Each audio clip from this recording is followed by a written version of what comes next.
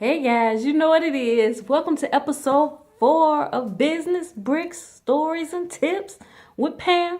Guys, great stuff for those of you moms that work at home.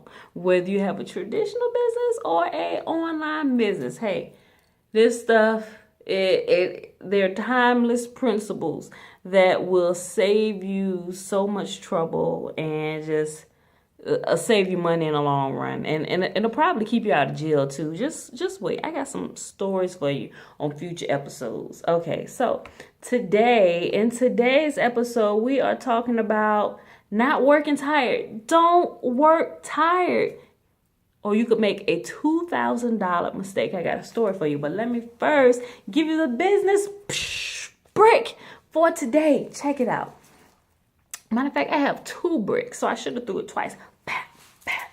Catch them and use them to strengthen your foundation, because remember, we're building a house here. You're building a business. We need a strong foundation. That's why I'm giving you these bricks.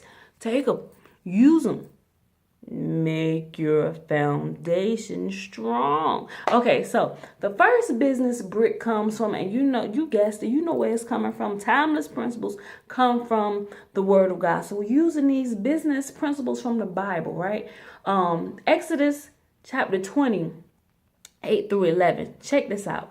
It says, remember the Sabbath day by keeping it holy. 6 days you shall labor and do all your work, but the seventh day is a Sabbath to the Lord your God. On it you shall not do any work, neither you nor your son, your daughter, your male or female servant, nor your animals, nor any foreigner residing in your towns.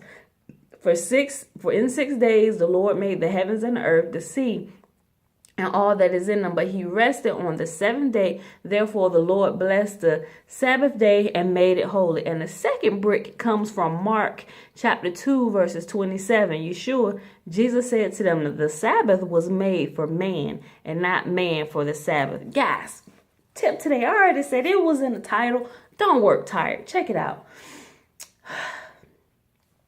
In that brick today, there is a law called the law of rest. When you break that law, not only are you're breaking a commandment that God has given to us to rejuvenate and just rest and spend time in his presence, but you're breaking the law against your body. Your body has to sleep. You only get one of these. You only get one of these. Now, if you cause it to break down by not taking care of it appropriately, where you can get 100% maximum effort out of it for the rest of your life and actually lengthen your life, guys, that is your own fault. Because for one, God told you what to do. But you decide that you might be above the law and you can break these and it don't apply to you. It applies to everybody. You need sleep. If you don't consciously make time to sleep, your body will shut down on you and take a leave of rest while it gets the sleep it needs. And hopefully when it does that, you're in a safe place, because we know, we even know from like the Department of Transportation, even truck drivers, they tell you one of the most dangerous things is driving fatigued, driving tired. Truck drivers are mandated to stop and rest after so many hours of driving on the road, because it's just dangerous. You're not in your right mind, you're foggy, and your body just begins to kind of slow down. So let me tell you about a mistake I made on one of my tax clients' returns. Now, mind you, this was before I had opened my office. Had a whole little ego thing going on, but I was up and it was a weekend and doing tax season. I didn't really get a lot of sleep because I was always doing taxes. I'm just thinking, yeah, money, all the money coming in and stuff. And my husband was like, oh, I hate tax season. He said, you just need to put it down and go to sleep. You need to rest, and we didn't have all the kids we have now. We had 2 at that point. No, I'm sorry, we had 3, but one of them was living in Illinois with his mom, but actually, matter of fact, when I opened my office, he came down for a summer. But anyway, I was up, and on this particular tax class, I was going through his taxes, and I was on his state taxes and everything. And then I like to look at different ways to make sure they can get the most back legally, so I'll switch and I'll go do back and forth and stuff, and I give them different scenarios and everything and what they need to do for the next year to, maximize the return or to lower their tax liability as much as possible and not have to pay anything if they're normally owing. So I was messing around with his, and I was in the middle of one of those, and I was doing a scenario which caused him to get $2,000 back on his return. But while I was doing this, I'm dozing at the computer. I'm like, I need to close this up, go ahead and get in bed and get back to this tomorrow. But I was like, no, let me go ahead and finish it so I can call them back in the morning first thing and let them know what's going on. So I'm steady sitting there, finishing out the scenario, dozing.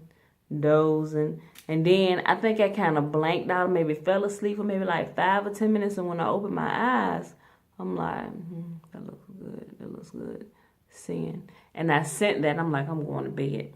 But as I was going to bed, I was thinking, did I undo that scenario that I was doing? Did I send that? I was like, you know what? I don't think I did. I think I finished it, and put it back how it was. So the next morning when I go get the printout of all the accepted returns, from the center, because I was certified to do them, had to get a little license and all that stuff. So I got my printout the next day of everything that was accepted, and he was in there. I'm like, okay, cool. Then it was like, wait a minute. Oh my God. He was getting a $2,000. Who gets a $2,000 state return back, right? I'm like, oh my God, I can't believe I did this, and so I'm like, crap. How am I going to fix this? I was like, I can amend it, but I have to wait until it's completely done processing before I can fix this, But what happened was the way it was set up when it's sent through their email is in there. So he got an email that it was through there and it was accepted, So I'm like, crap, how can I tell this guy this? And, so when I talked to him, I said, hey, he said, oh, I got your email. Oh my gosh, my state return. That is awesome. Oh, I got plans for that money and stuff. And when he started going off like that, and instead of me saying, stop, hold on, I need to tell you what's going on with that. That's not, we need to fix something in there. Instead of me doing that, his whole happiness and all that stuff, I didn't want to kill his vibe. I didn't want to kill his vibe. So I just let him go on. I was like, yeah, okay. I'm sitting here thinking, well, maybe I can just fix it without telling him. And then when he gets such and such back, I'll just tell him, oh, they said they caught a mistake or something. And then, they just kind of adjusted the return or whatever. And I figured I kind of explained from there. So I was like, okay, we'll go with that. But I didn't go with that as he got the money back and all that stuff. And we had been friends for like what? I had just met him earlier that year, a co-worker, at the contractor company I was working for the government. And, but what happened was about 3 months later, the IRS caught that mistake. The state caught that mistake. And they said, they sent him a nice little letter. And they said, hey, you were not entitled to all this money. There was a mistake and you need to pay this back. Boom. So next thing I know, he over there. He knocking on my cubicle and stuff. And mind you, I'm still working there because I hadn't got the whole ego thing to start my own office and quitting, right? And so he said, I got this letter from the IRS. I'm looking at something like I didn't have a clue what was going on. I was like, really? What you got to pay?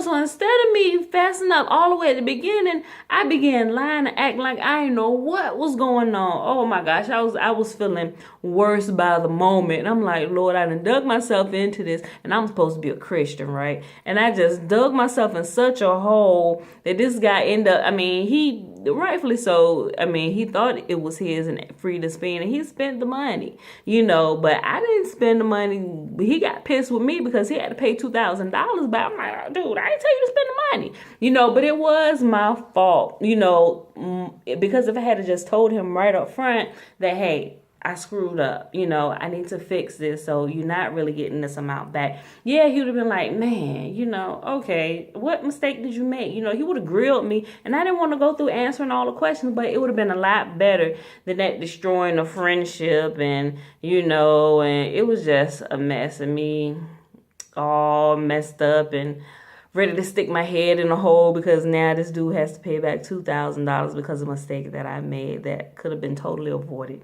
at the beginning. So guys, Don't do anything tired. Just don't do it. Don't break the law of rest. Get some sleep. It'll be okay. I promise you, it'll be okay. People will still be your friends the next day. And even if not, then hey, guys, move on. There's so many more friends and people out there in the world. So guys, well, thank you for tuning in today for episode 4 of Business Brick Stories and Ticks and Tips with Pam. So guys, especially for the stay-at-home moms, thanks for joining in, guys. Make sure you like us if you're watching us on social media, like the fan page. Leave us a comment if you're on YouTube. Go ahead, give us a thumbs up. Subscribe to the channel if you have not already, and leave us a comment. I enjoy the feedback. And also remember that you can find more interesting stuff on my blog at IamPamelaMurphy.com. And remember, guys, a wise woman builds her house, but a foolish woman plucks it down, tears it down with her own hands. Don't be a foolish woman. All right, guys. So see you in the next episode.